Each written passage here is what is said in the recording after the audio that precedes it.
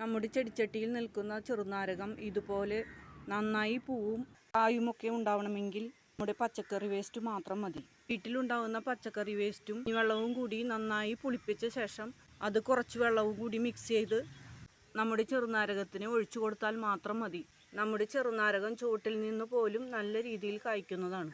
നിങ്ങൾക്ക് ഇത് നോക്കിയാൽ തന്നെ അറിയാം, ഇതിൻ്റെ ഓരോ ഇലകൾക്കുള്ളിലും നിറച്ച് കായ്കളാണ് വരുന്നത്.